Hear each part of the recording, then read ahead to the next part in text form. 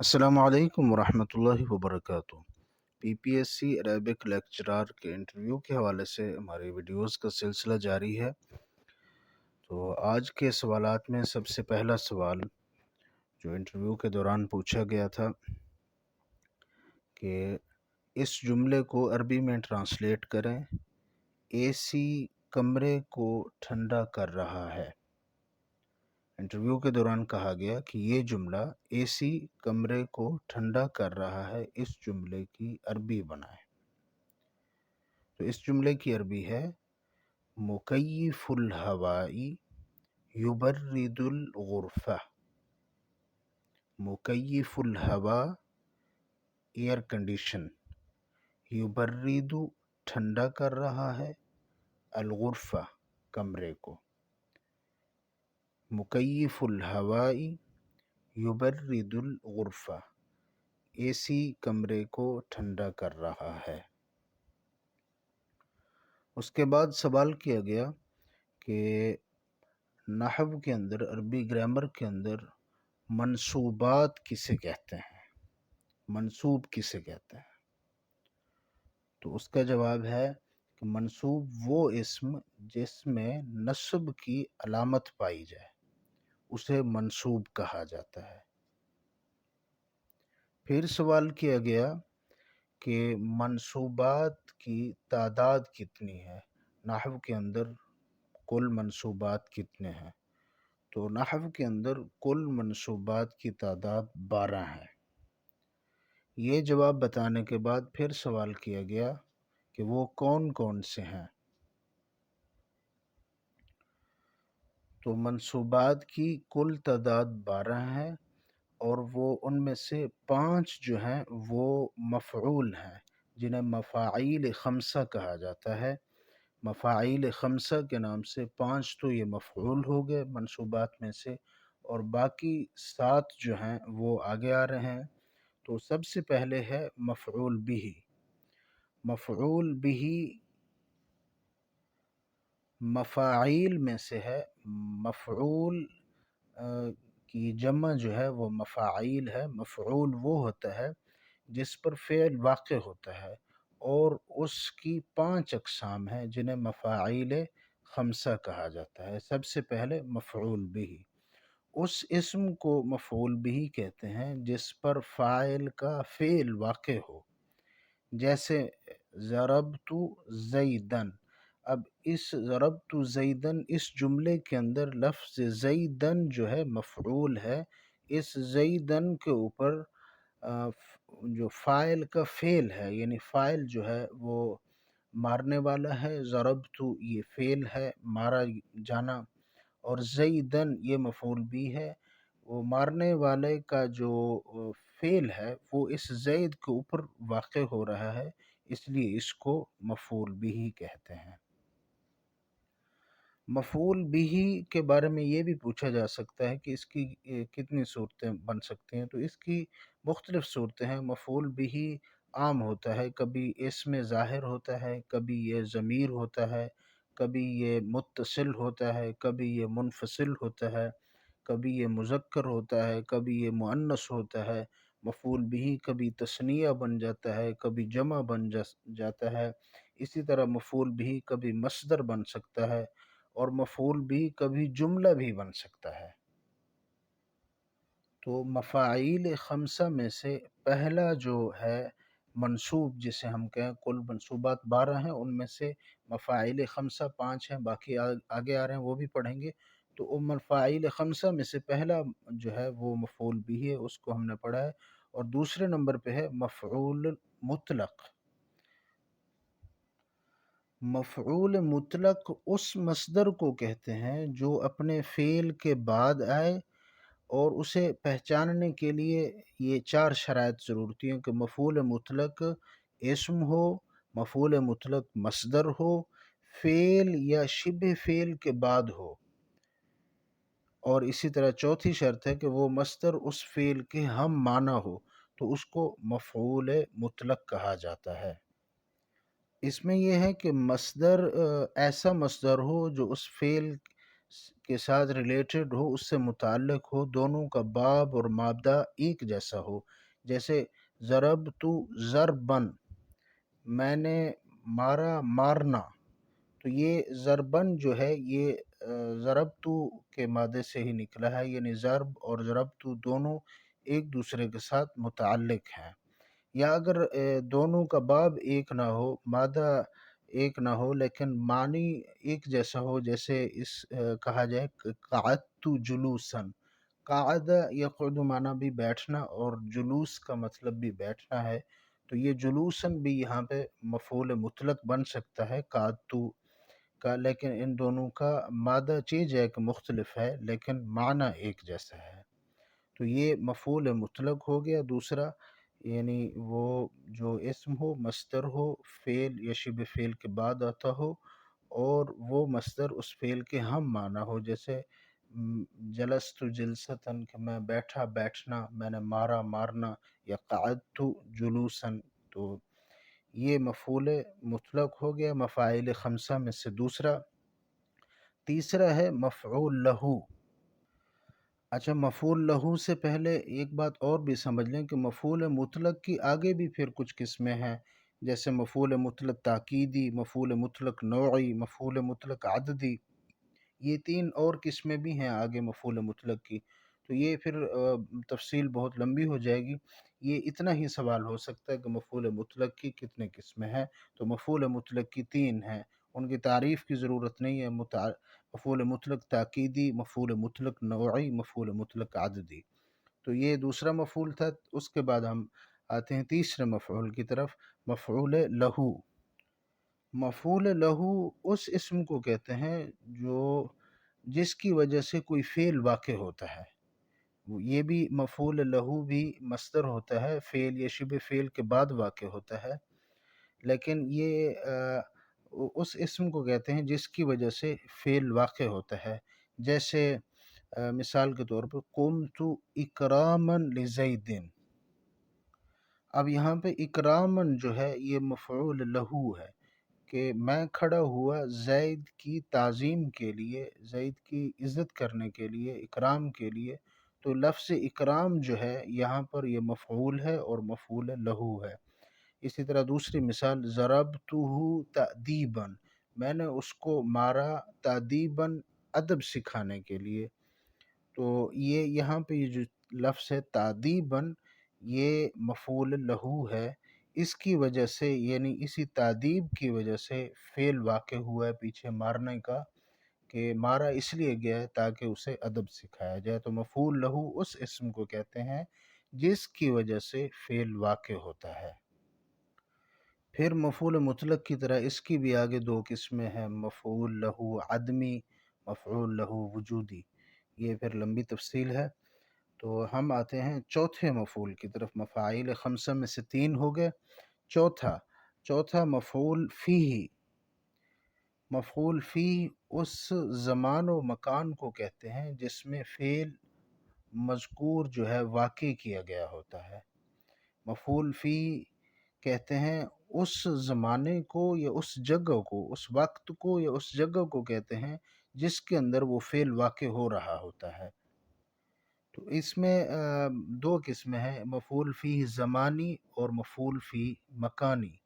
تو یہ مفعول فیہ زمانی جیسے صمت یوم الجمعہ تھی، میں نے جمعہ کے دن روزہ رکھا. تو یہ یوم الجمعہ یہ مفعول فیہ ہے، کہ یہ مفعول زمانی ہے کہ اس دن کے اندر جو ہے روزہ رکھا گیا. تو یہ یوم الجمعہ جو ہے یہ مفعول فیہ ہے. اور مفعول فیہ مکانی جو ہے وہ کسی جگہ کے اندر جو فعل واقع ہوتا ہے، جیسے جلست عندک. اب یہاں پہ میں بیٹھا آپ کے پاس، عندک جو ہے یہ جگہ ہے اور یہاں پہ فعل واقع کیا جا رہا ہے. کون سا فعل؟ بیٹھنے کا کام. اور اوپر جو پیچھے ہم نے پڑھا ہے زمانی، اس میں صمت روزہ رکھا گیا ہے. یہ روزہ رکھنے کا کام جو ہے وہ جمعہ کے دن کیا گیا ہے. تو یہ یوم الجمعہ زمانی ہو گیا، اور جلست عندک یہ فعل مکانی ہو گیا. اس کو مفعول فیہ مکانی کہا جائے گا. یہ چوتھا مفعول تھا، مفعول فی۔ اس کے بعد ہے پانچواں مفعول، مفعول معہو۔ اس اسم کو کہتے ہیں جس میں جو واو بمعنی مع کے بعد واقع ہو اور اس اسم کی فعل کے معمول سے مشابہت ہو، تعلق ہو، چاہے معمول فاعل ہو، جیسے مثال ہے جاء البرد والجبات۔ اب یہاں پہ مطلب ہے کہ سردی آئی جبوں کے ساتھ، یہاں یہ والجبات جو ہے یہ مفعول معہو ہے۔ جاء البرد، جاء فاعل ہو گیا اور البرد جو ہے یہ جاء فعل ہو گیا اور البرد جو ہے یہ فاعل ہے، اور یہ ہم نے کہا ہے کہ اسم کی فعل کے معمول سے مشابہت ہو، تعلق ہو۔ یہاں فعل کا معمول جو ہے وہ البرد ہے، اور الجبات اور برد کے درمیان جو ہے ایک تعلق ہے، ایک مشابہت ہے کہ سردی کا تعلق جبے کے ساتھ رہتا ہے، اور جبوں سے پہلے الجبات سے پہلے واو آیا ہے جس کا مطلب مع ہے۔ تو ایسا اسم جو فعل کے معمول سے مشابہت رکھتا ہو اور واو بمعنی مع کے بعد واقع ہو جائے، اس اسم کو مفعول معہو کہتے ہیں۔ جیسے مثال میں آیا ہے جاء البرد والجبات، کہ آئی سردی اور اس کے ساتھ جبے بھی۔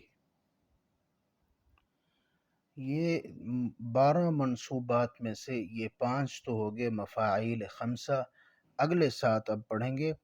ان میں جو آگے 7 ہیں یعنی ٹوٹل یہ 5 ہو گئے۔ چھٹا ہم پڑھ رہے ہیں منصوبات میں سے، چھٹا جو ہے وہ ہے حال۔ حال کسے کہتے ہیں؟ اس اسم کو کہتے ہیں جو حالت بیان کرے، وہ نکرہ ہوتا ہے، اسم ہوتا ہے، اور وہ کسی فاعل کی یا مفعول کی یا دونوں کی حالت کو بیان کرنے کے لیے جو لفظ استعمال ہوتا ہے اسے حال کہا جاتا ہے، اور وہ منصوب ہوتا ہے۔ جیسے مثال کے طور پہ جاءنی زید راکبا، میرے پاس آیا زید راکبا، اس حالت میں کہ وہ سوار تھا۔ اب یہاں جو لفظ ہے راکباً، یہ جملے کے اندر ترکیبی حوالے سے یہ حال بن رہا ہے اور یہ یہاں پہ منصوب ہے۔ تو یہ چھٹا ہو گیا منصوبات میں سے۔ اس کے بعد ہے 7ویں نمبر پہ تمیز۔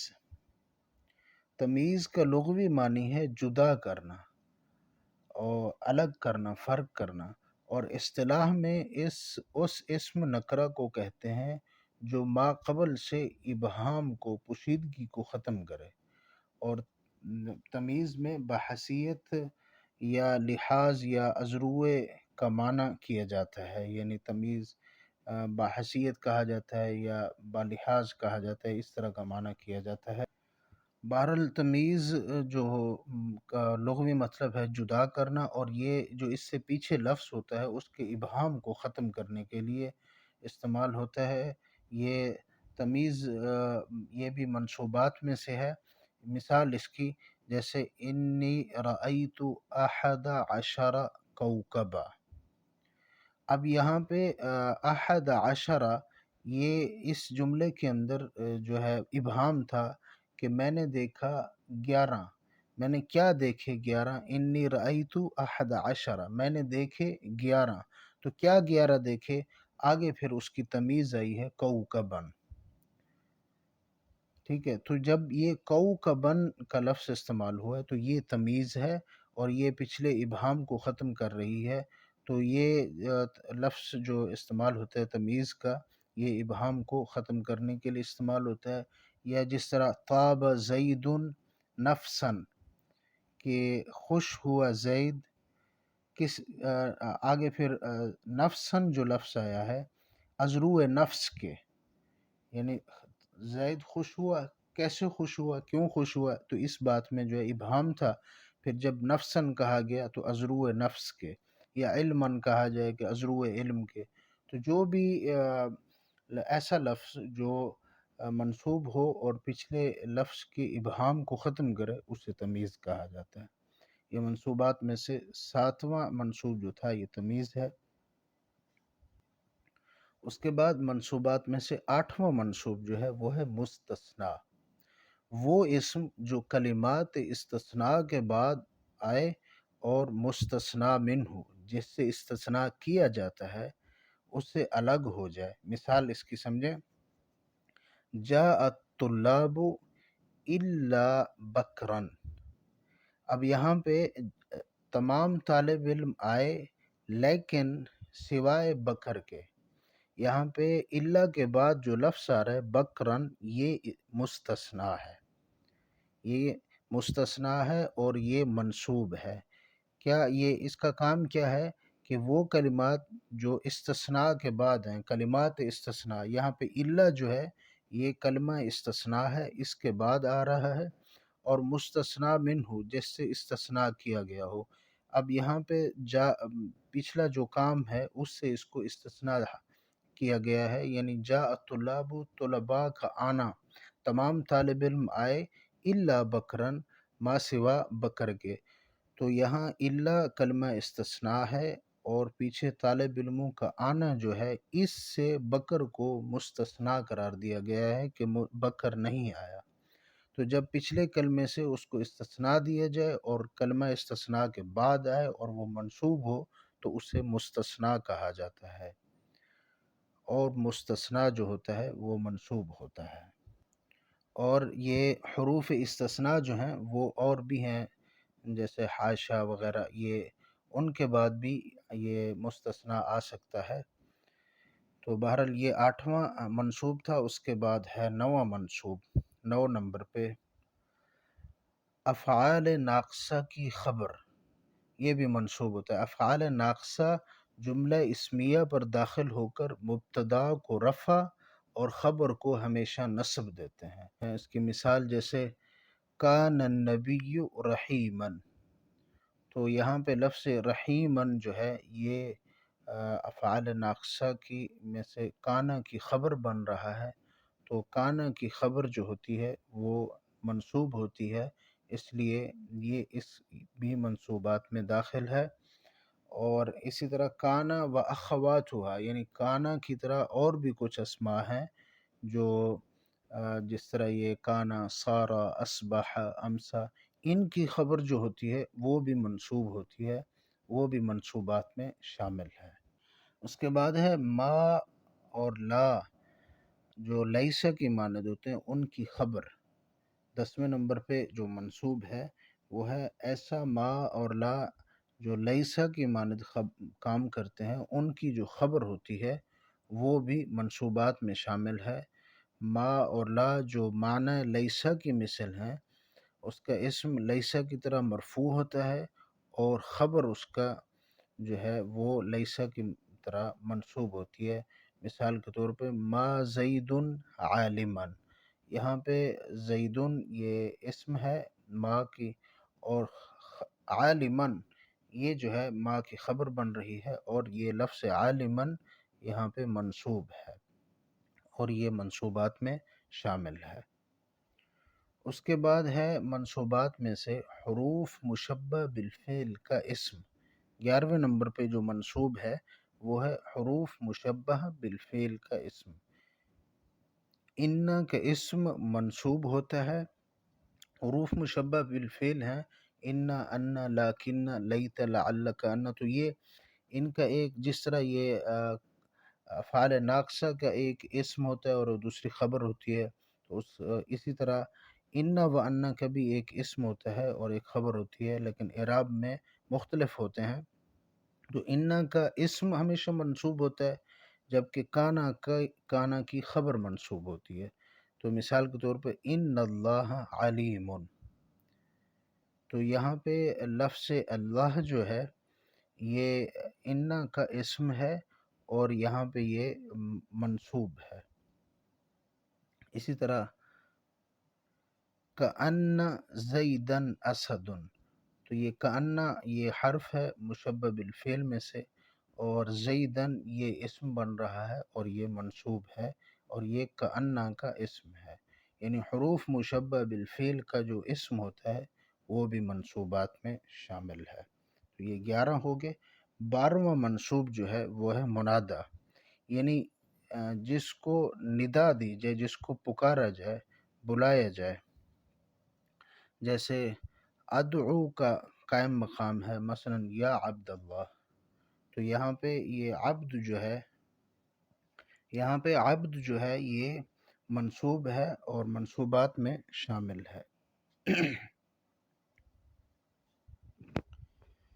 تو آج کی ویڈیو میں ہم نے منصوبات پڑھے ہیں اور ان میں پہلے 5 مفاعیل خمسہ اور اس کے بعد دیگر جو منصوبات ہیں وہ پڑھے ہیں۔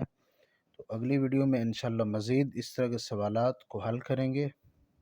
اگر آپ کو یہ ویڈیو مفید لگی ہے تو ویڈیو کو لائک کریں، شیئر کریں اور چینل کو سبسکرائب کریں۔